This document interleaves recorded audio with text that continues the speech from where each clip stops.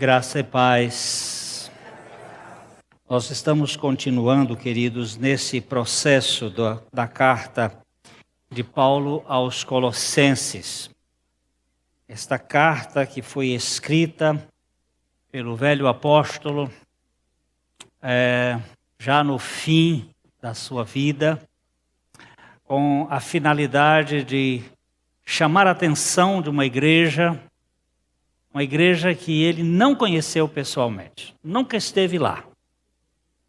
Mas por informações de Epáfras, pastor da igreja, que tinha trazido algumas informações dos afluentes que estavam entrando naquele rio, formando aquela igreja. Eram 3 pontos importantes que estão detectados dentro desta carta. Primeiramente, o legalismo, com sua teia de origem judaica. Legalismo formado pelo pensamento dos nossos antepassados judeus, da nossa cultura cristã, mais judaica. Saímos do judaísmo, mas o judaísmo não saiu de nós. Trazemos uma tradição judaica.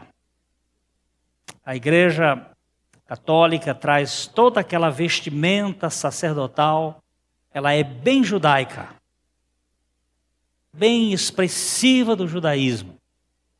Nós também trazemos ainda toda esta bagagem, clero,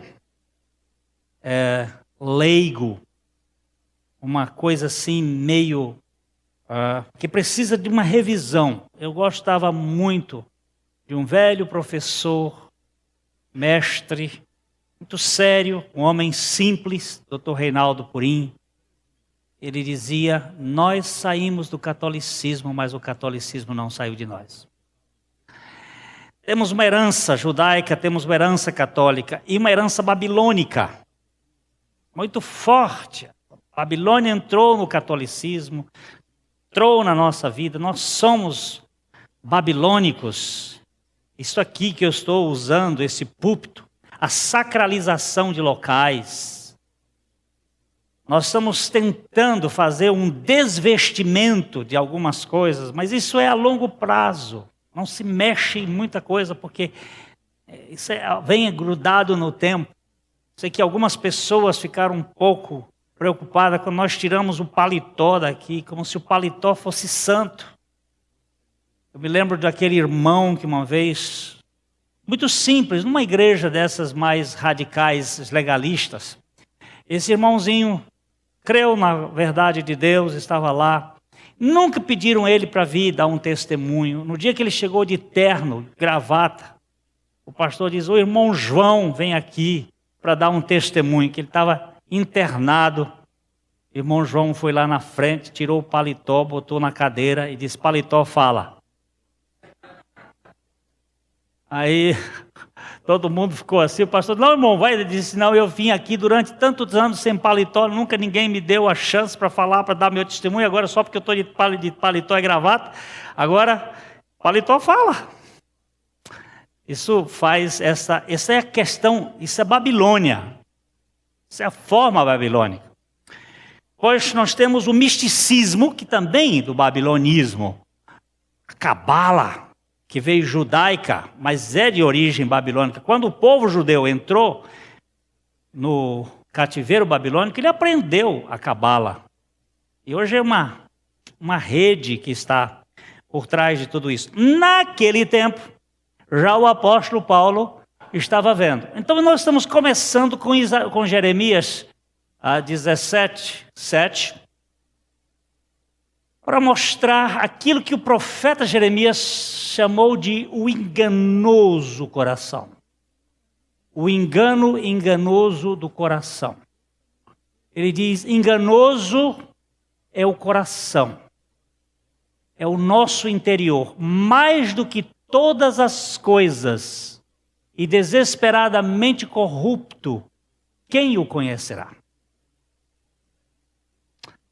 Santo Espírito, fala conosco, no nome de Jesus. Nós vemos hoje uma eleição, estamos aí no processo de apuração, já alguns pontos detectando mudança de tendência, aqui no Paraná mesmo, vamos ter segundo turno, uma coisa que era favas contadas, até 3 semanas atrás, o eleitor fez uma inversão, parece que também no cenário nacional vamos ter segundo turno, até agora, nos votos apurados, 50%, mais de 52% dos votos válidos estão para os outros candidatos e não para o presidente. Muita gente hoje votou por causa de fome zero, por causa de cesta básica, que do ponto de vista legal é compra de voto, de certo modo. Você apadrinhar uma pessoa é a mesma coisa que eu usar de palavras lisonjeiras, nós falamos hoje aqui, para comprar o afeto do pastor Thomas.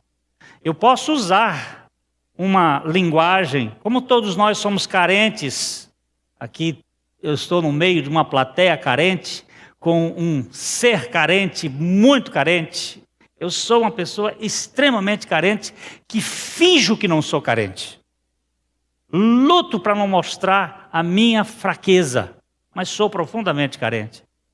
Preciso de ajuda, de toque.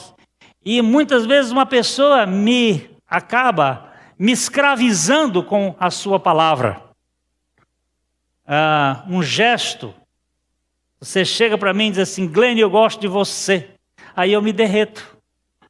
Né? Já vou, né, na lábia. Por quê? Porque meu coração é enganoso. E às vezes por uma palavra eu fico preso com o outro. Nós chamamos a atenção aqui no primeiro culto sobre a questão da gente usar de expedientes, que eu chamo de expedientes baixos. Assim como no boxe você não pode bater abaixo da linha da cintura, porque você pode pegar um órgão sensível. Também tem golpes baixos, que é você usar, por exemplo, palavras que vêm comprar o coração, não é comprar não, escravizar o coração de alguém que está necessitado, em razão do nosso engano, que é a atitude de Absalão, por exemplo, que beijava as pessoas para chamar a atenção para ele e não para o pai dele, para o rei. Então isto é perigoso, isso é muito perigoso, você usar esse expediente, mas eu sei que meu coração é enganoso. Se você precisa saber também, que nós estamos constantemente sendo tramados por este engano, e o apóstolo Paulo está chamando a atenção dos nossos corações, nós vamos ver daqui a pouco.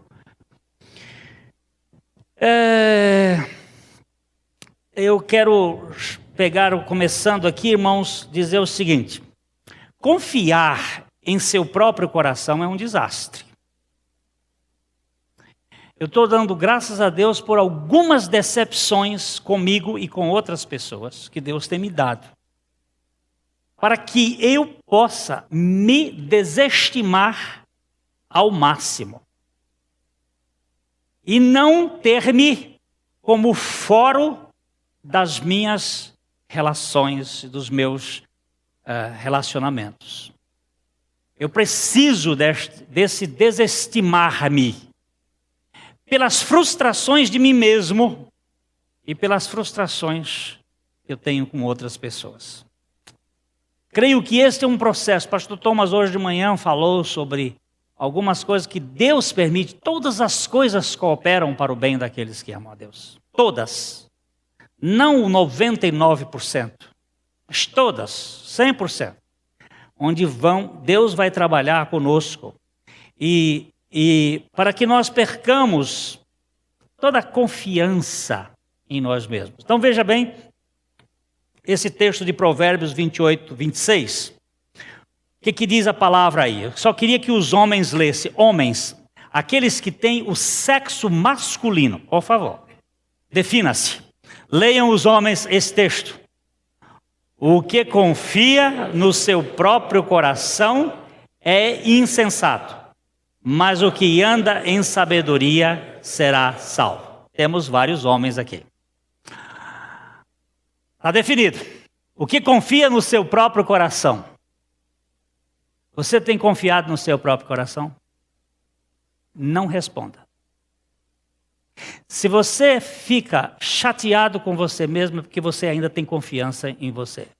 Quando eu faço alguma coisa que eu fico decepcionado, é que eu ainda estou confiando em mim e não estou colocando toda a esperança no Senhor.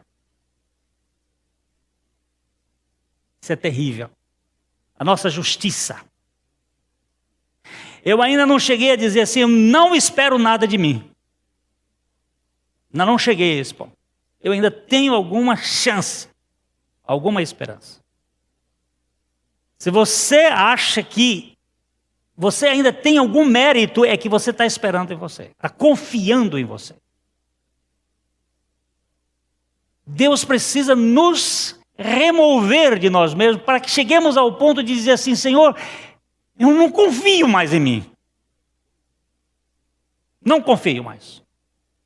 Não confio nos meus pensamentos, não confio no meu argumento, eu vou confiar apenas na sabedoria que é Cristo. Porque essa palavra sabedoria aqui, no livro de Provérbios, ela está ligada à pessoa de Jesus Cristo.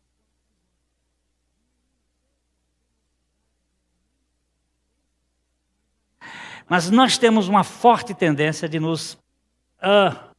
e ainda temos aquela estima por nós mesmos.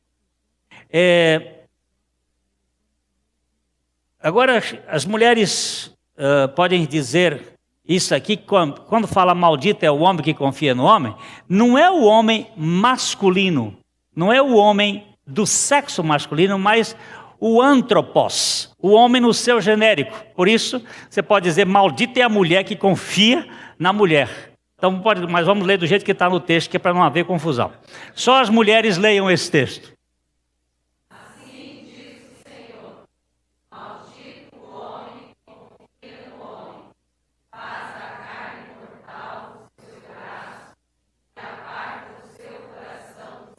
Que coisinha linda. Olha que voz bonita, ficou? Uma litania. Ficou uma litania grega. Olha, faz do seu braço, quer dizer, faz do seu muque, da sua força, da sua capacidade. Faz da carne mortal o seu ídolo, a sua própria capacidade. E aparta o seu coração do Senhor. É maldito. Maldito. Uma palavra muito pesada é a pessoa que confia em si mesmo. Não só eu confiar em mim, como eu confiar no reverendíssimo senhor doutor Tomás.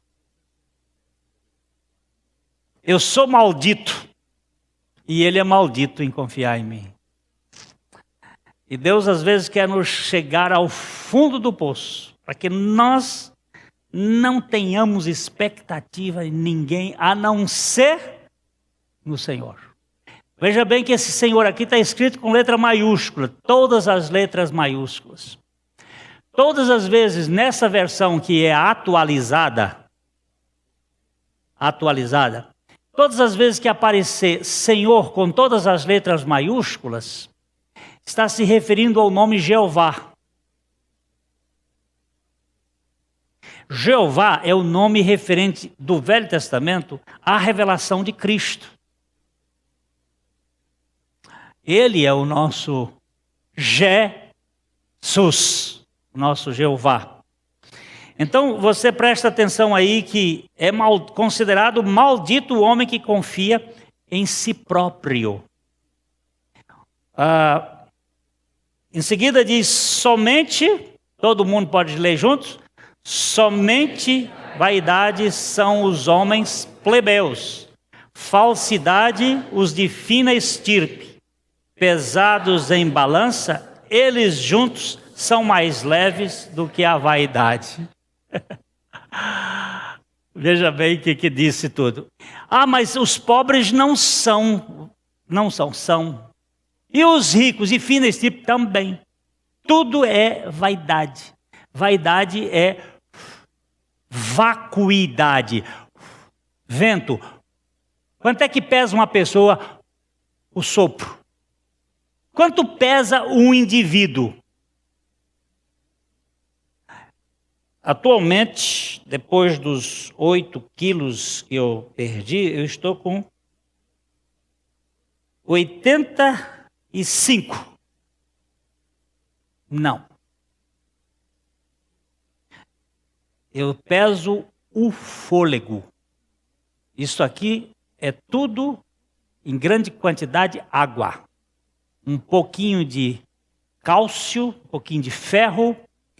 O ferro não dá para fazer um prego. E a gordura só dá para fazer meia barra de sabão. Então, tudo isso dissolve. O meu peso real é o fôlego.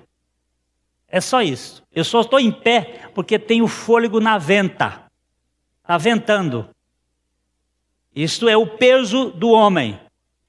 Por isso que o padre Manel Bernardi diz que o homem é o pó que ficou de pé pelo vento, pelo fôlego. É só isto. E o resto é vaidade. Vaidade. Doutor, título. Pastor, título. Isso não vale nada. Tudo é conceito. Nada. Senhor. Conceito. Nós somos nada. Daqui 100 anos, o que sobra? O que existe muito é muito orgulho. Essa soberba. Você não sabe quem eu sou. Nem você. Então, esta é a questão que enganoso é o coração. Muito enganoso. Muito enganoso. Moody conta que Moody é um pregador americano do século XIX.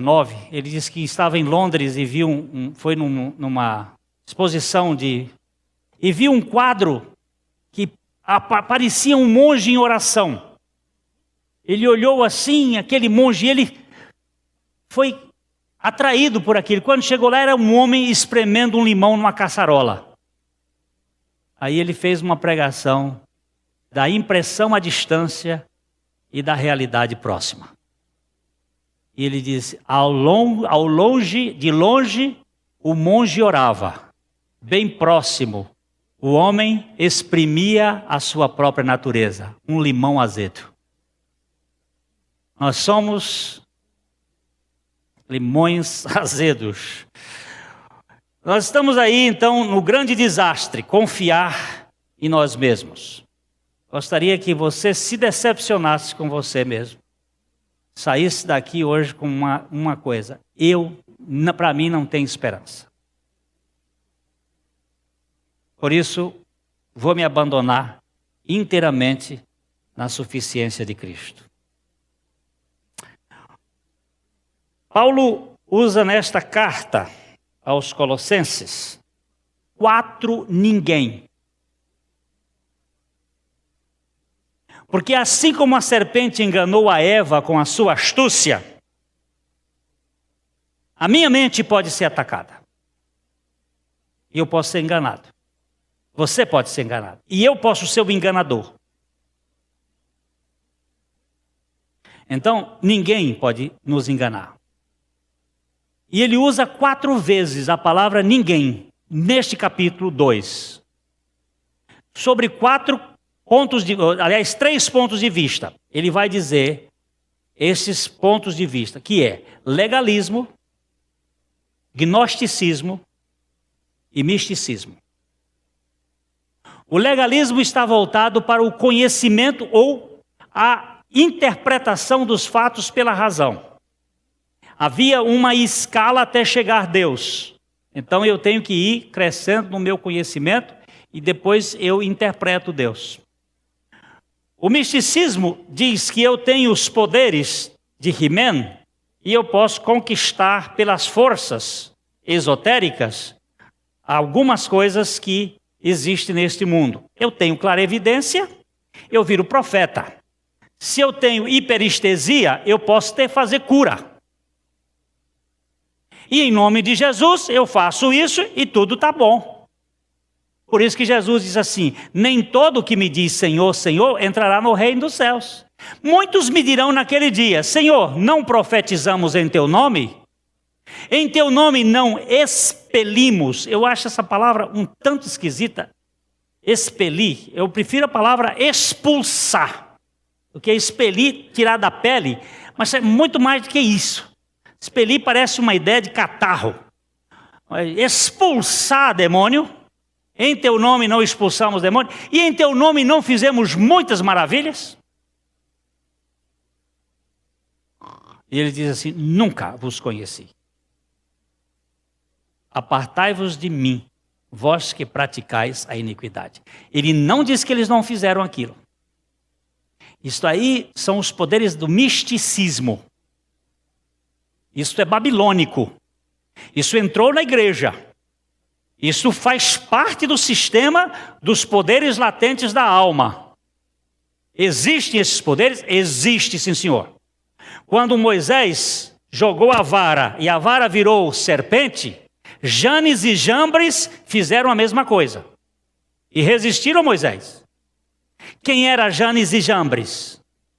Eram os dois magos que tiveram muita influência no pensamento, naquela reação do rei, no tempo do faraó, no tempo de Moisés. De onde Janes e Jambres aprenderam isso? De Hermes Trismegisto. Quem já foi ao museu do Cairo vai encontrar lá uns sacerdotes. Eu não vou conseguir fazer mais, porque minhas pernas não dão mais para fazer a pose do sacerdote. Com a posição do lótus, o sacerdote é o Hermes Trismegisto, o homem da contemplação e o homem que produziu Pimandras e Asclépios, os dois modelos que o padre Marcílio Ficino pôs dentro da igreja como forças espirituais e que o Papa condenou como bruxaria. E a igreja começou a fazer na Idade Média. E que nós, evangélicos, fazemos hoje. Com muito bom sucesso. Sal grosso. E todas as forças das roupas brancas. E todo aquele negócio, hoje até subindo para a voz de cima, põe o pastor como é que chama aquele negócio? Ele fica lá de cima falando a voz do alto. O tal bispo que você me mandou o e-mail, ensinando a tirar dinheiro dos trouxas, está lá, o tal bispo da URD. Tirar dinheiro dos trouxas, está aí, está na televisão, está na mídia. Ensinando os pastores a tirar dinheiro das pessoas. Eles não sabem, nós temos que tirar dinheiro deles. Você tem que falar com confiança. Foi o Bill que me mandou lá, eu fiquei horrorizado. Mas está aqui. Agora, engano, vem. Nós compramos a questão aí agora. Você vai encontrar o engano dos raciocínios astutos e das palavras vãs. Raciocínios, filosofias. Olha só. Só esse lado aqui, ó. Vamos ver, vocês sabem ler? Vamos ver, só esse lado aqui.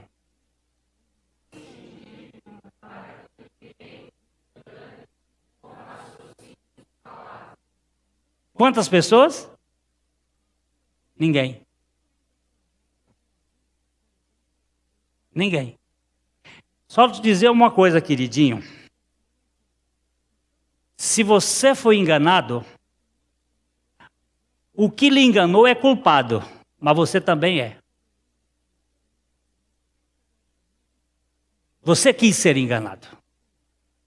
Eu estou dizendo que o Marcílio Fitino fez isso e levou uma repreensão muito grande do Papa na época, mas muita gente queria ser enganado. Quer ser enganado. Me engana que eu gosto. O engano vem, mas a gente quer. Ele diz, ninguém vos engane com raciocínios falazes. Uma irmã da nossa igreja, deixa eu ver se ela está aqui hoje, não está. Mas chegou uma pessoa e contou para ela de um negócio vantajoso que ela ia fazer se ela trocasse as joias dela por uma certa importância de um prêmio que tinha na loteria, que tinha sido o bilhete, aquela história. A bichinha foi em casa, pegou todas as joias, porque ela queria levar vantagem. Foi lá, e o filho, quando percebeu,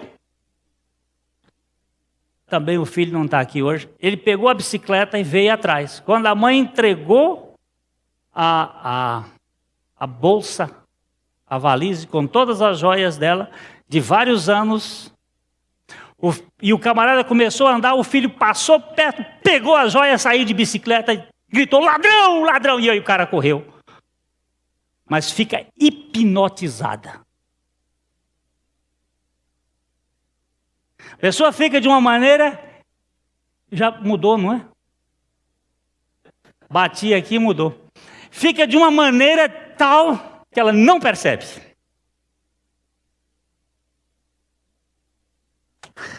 O engano, ele é tão astuto, por causa do nosso coração que é enganoso, e Paulo diz assim, ninguém vos engane com palavras vãs. Porque por estas coisas vem a ira de Deus sobre os filhos da desobediência. Palavras vãs. Palavras vazias. Ninguém vos engane. Meus amados irmãos. Cuidado.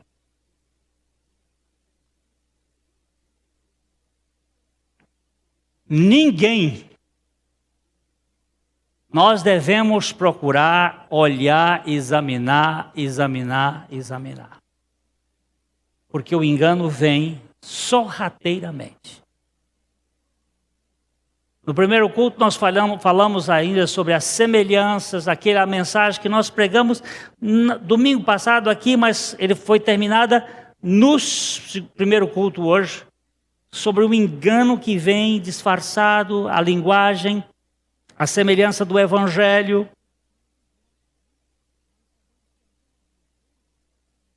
O mercado hoje possui uma variedade de sistemas que estão trazendo pessoas iludidas. Agora, a rede das filosofias e das sutilezas das tradições. Aqui nós entramos nos dois princípios, as filosofias voltadas especialmente para o gnosticismo e as tradições ligadas muito com o aspecto judaico. As questões que são, Paulo, ele vai falar, por exemplo, lua nova, festas, coisas que já passaram e que querem hoje ser perpetuadas. Vamos comer carneiro com ervas amargas? Vamos, é uma delícia. Agora não vem com essa história de carneiro com ervas amargas por causa de coisa do passado, de Cristo. Aquilo já passou. A Páscoa já passou. Aquilo já foi. Hoje nós temos a realidade. E a realidade é Cristo. Chuva tá boa, hein? Vamos ler junto? Cuidado que ninguém vos enrede com a sua filosofia e vãs sutilezas, conforme a tradição dos homens, conforme os rudimentos do mundo, e não segundo Cristo, porque nele habita corporalmente toda a plenitude da divindade. Oh, coisa linda, ó! Ninguém, filosofias, tradições, rudimentos. Filosofias, tradições, rudimentos. Não segundo Cristo. Nele habita corporalmente toda a plenitude de Deus.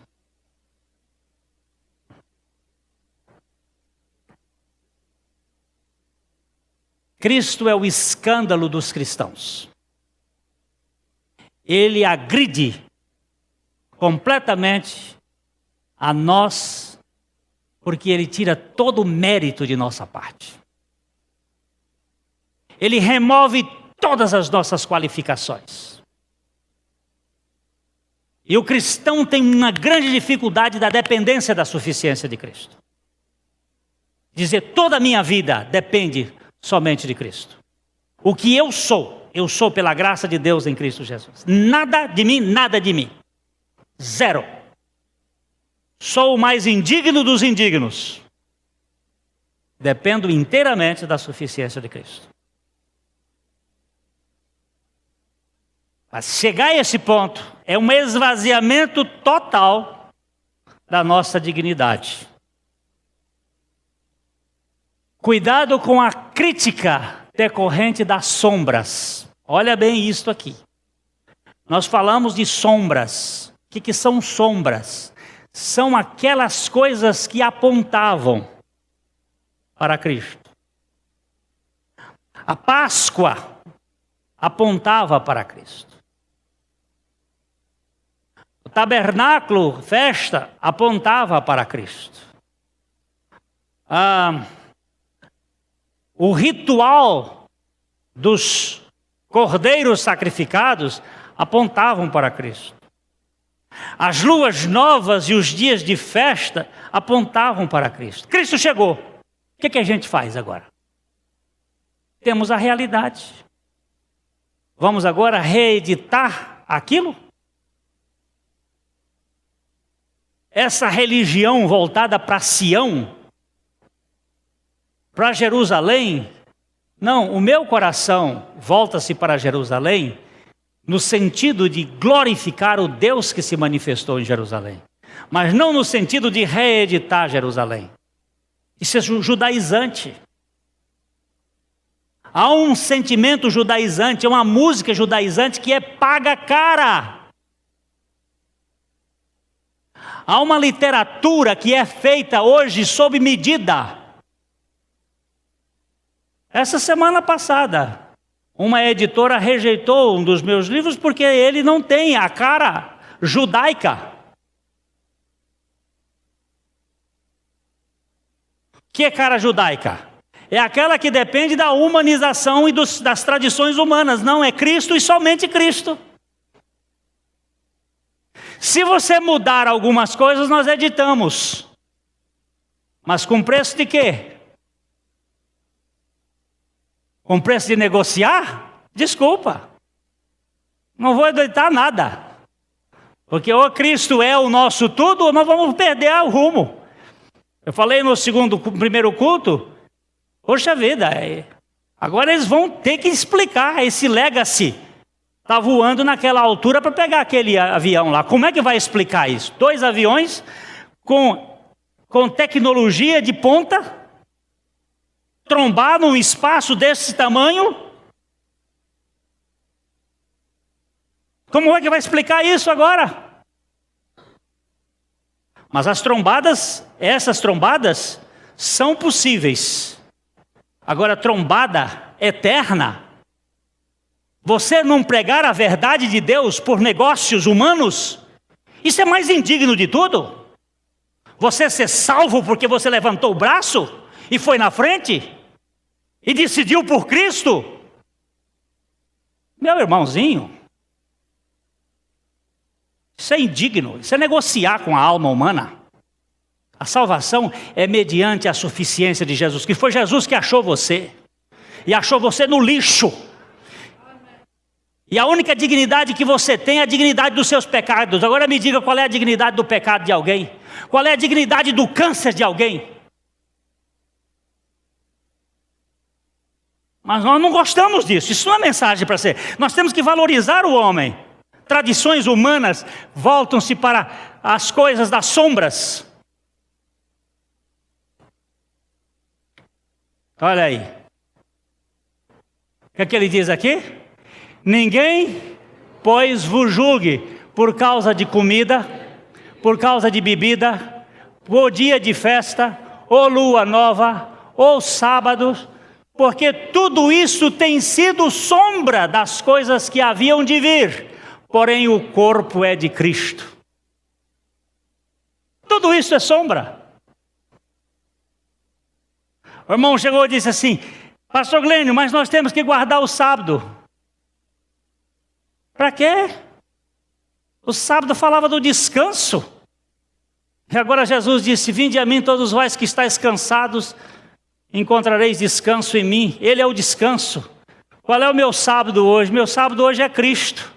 Então meus dias de guarda é segunda, terça, quarta, quinta, sexta, sábado, domingo, segunda, terça, quarta, cinco, todo dia é dia de descanso. Meu descanso é em Cristo, não é num dia. Acabou, aquele dia acabou.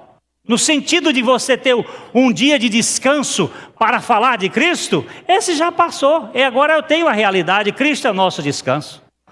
Posso deitar nele.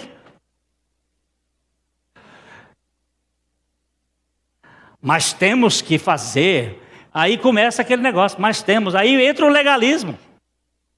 Mas nós não temos que ter um dia especial? Temos. Segunda, terça, quarta, quinta, sexta, sábado, domingo. Mas não tem que ter um dia. Você quer um dia para fazer? Então, temos o domingo. Mudança de paradigma. Saiu da velha dispensação que você tinha que trabalhar 6 dias e descansar no sábado. Pronto, trabalhou e descansou. Isso é aquilo que Deus estava fazendo na criação. É a dispensação da criação. Hoje nós temos, se alguém está em Cristo, é uma nova criação. Começa no descanso. Já começa descansando. Em vez de começar trabalhando para depois descansar, começa descansando. Mudou do 7º dia para o 1º. Aí já começa sentado, aí começa a andar. E a carta aos Efésios é exatamente isso. O Otmani disse assim: o 1º capítulo fala do descanso, o 2º capítulo fala o capítulo seguinte fala de andar e depois ficar firme. Você começa sentado, depois você anda, depois você fica firme. É assim que a vida cristã faz. Primeiro descansando, depois andando e depois ficando firme. Mas isso tudo é em Cristo.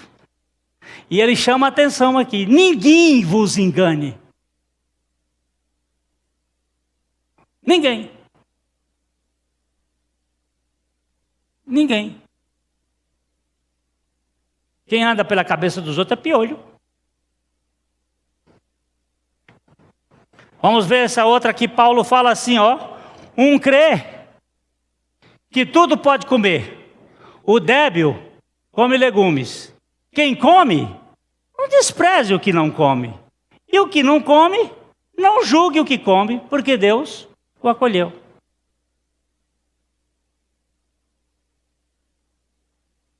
Olha só um negócio tão simples. Você acha que pode comer carne de porco? Coma. O outro irmão diz assim: não, carne de porco não devo comer. Então não come.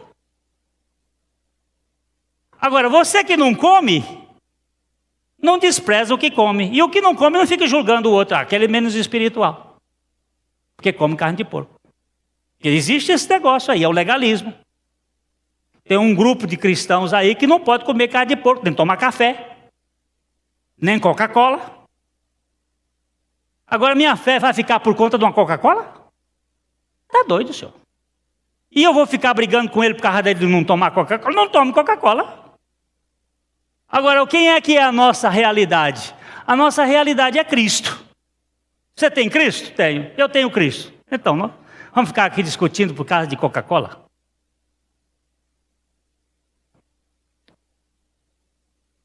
Ó, tu, porém, o que é que diz aqui, Bill? Por quê? Julgas teu irmão? E tu? O teu? Pois todos compareceremos perante o quê? E Deus vai cuidar de nós. Você vai para o tribunal de Deus? Vai, e eu também. Agora eu vou dar conta de sua vida lá dizendo assim: ó, Senhor, o Bill comia carne de porco.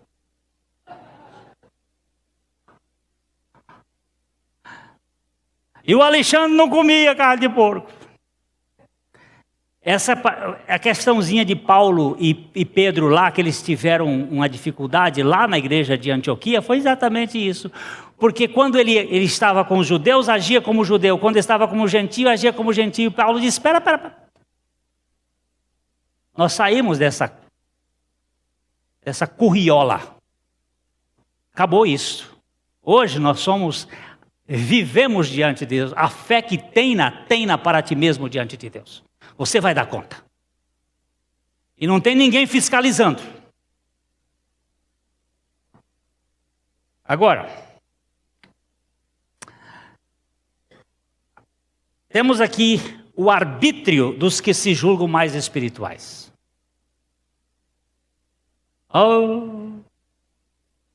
Eu vou começar a dar. Ninguém se faça árbitro contra vós outros, pretextando humildade, culto dos anjos, baseado em visões, enfatuado sem motivo algum na sua mente carnal, e não retendo cabeça, da qual todo o corpo, suprido e bem vinculado por suas juntas e ligamento, cresce o crescimento que procede de Deus. Aí,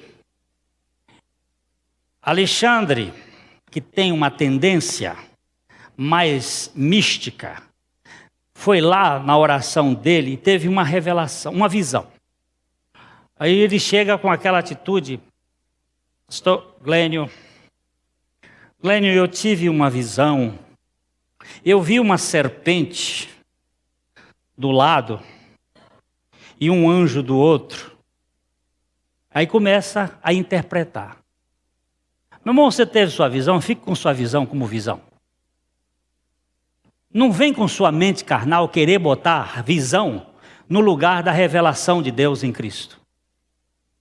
Eu estou dizendo isso porque tem um grupinho aqui na nossa igreja que está começando a fazer esses troços. E começa a ver com uma coisinha já. Isso é velho. Essas visões aí. Eu estou tratando de um casal que o pastor teve uma visão e fez os dois se casarem. Porque ele teve uma visão. E agora o casamento deu pro brejo. E o homem vai da cidade dele para lá, para São Paulo, para conversar, porque ele está desesperado. Mas foi uma visão. Mas meu filho, quem deu essa visão? Você andou por cabeça de quem? Estou com 2 casos. Tem um aqui em Bauru e um outro lá na outra cidade. Teve visão e faz visão. Ó, irmão, vai fazer. O outro fez um negócio por causa de uma visão. Deus me mostrou, o cara viu a visão. Você vai ter um grande negócio, deu um negócio. Está endividado até o pescoço. Foi Deus que mandou. Você fica andando na cabeça desse povo? Esse que errei, filho meu. Esse que errei foi uma profetisa que chegou lá no Rio de Janeiro, numa igreja. Ela chegou, tinha uma irmã lá orando, muito piedosa, e ela chegou para começar a conversar com a irmã e começou a falar, e aí começou a falar em línguas e etc. E começou: minha serva, eu tenho um plano maravilhoso, eu sei que o ente que está sendo gerado em ti. E a irmãzinha virou e disse assim: mas eu não sou casada. e meu útero foi tirado. E ela foi dizer a ele que ela falou: eis que errei, minha serva.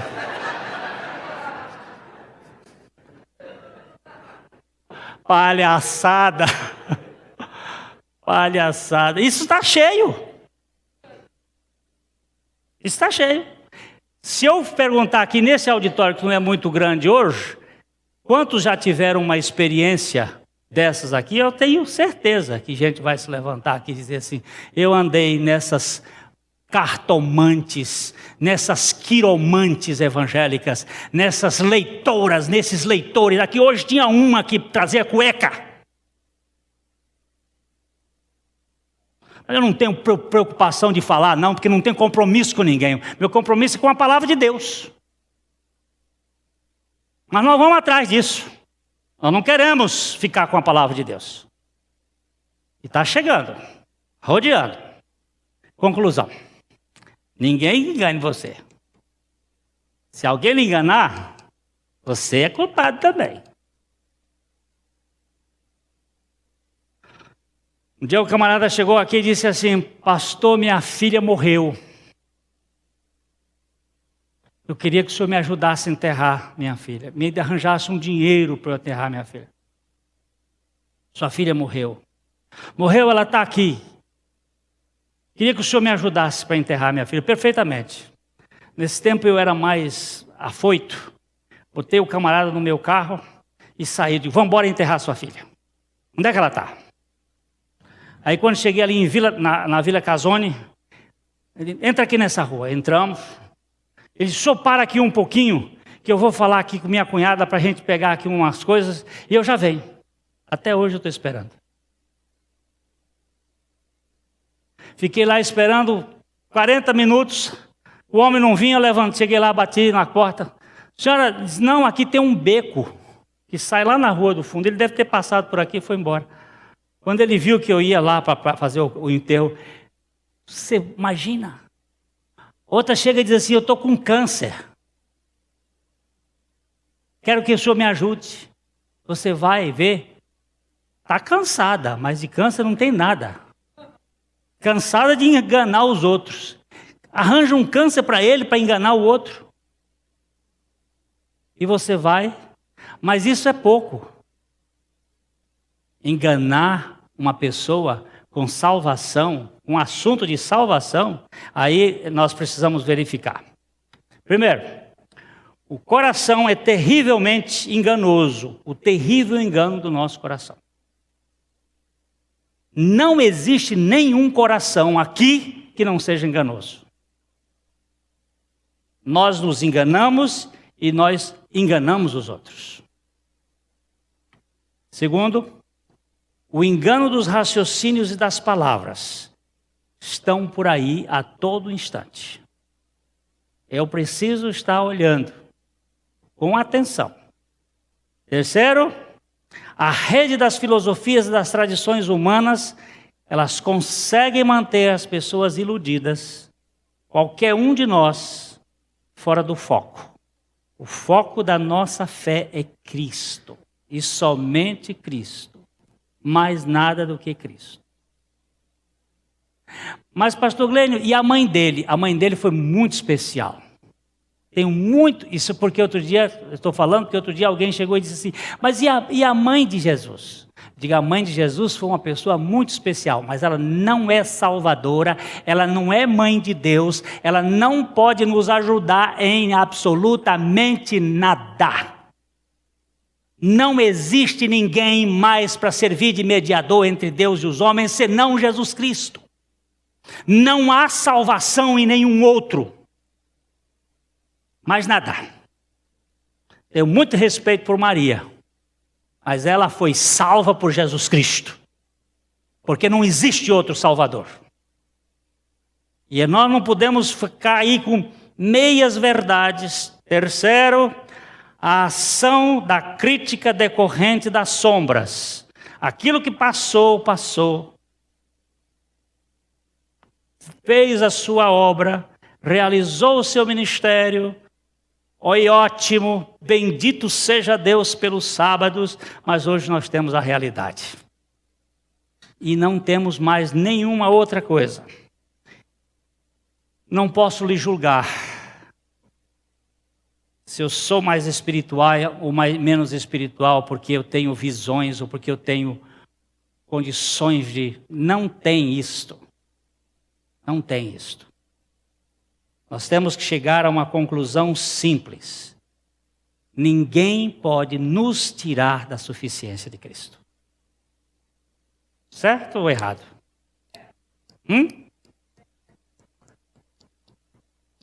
Hoje eu fico feliz por isto aqui.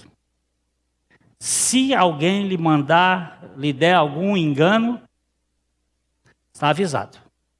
Porque a Bíblia diz assim: se tem um buraco e você não avisa, o culpado é você que não avisou. Se tem um buraco e você avisa e o sujeito caiu no buraco, aí a responsabilidade não é mais sua. Tá bom? Esse assunto agora eu já passo para lá, porque eu já vou entrar no outro. Na próximo domingo, nós vamos entrar no outro assunto mais interessante, que é mais intimamente da suficiência de Cristo. Eu falei de 3 coisas: do misticismo, do judaísmo e do gnosticismo. Os 3 estão vivos e ativos nos dias de hoje. Só para vocês terem uma noção. Uma noçãozinha. A maior parte das livrarias evangélicas pertence a um grupo judaico. Só para vocês terem noção. Das editoras, não das livrarias, das editoras. Só publicam o que eles querem. Tirando o foco da pessoa de Cristo. Isso custa muito caro. Mas é a verdade. A mensagem que você acabou de assistir faz parte do Ministério de Comunicação Palavra da Cruz. Temos um grande acervo de estudos bíblicos em áudio e vídeo. Distribuímos também gratuitamente o jornal mensal Palavra da Cruz. Entre em contato conosco pelo fone 0 operadora 43 3372 8900 ou pelo e-mail livraria@piblondrina.com.br. Visite-nos pelo site www.livrariapiblondrina.com.br ou acesse www.piblondrina.com.br. Graça e paz.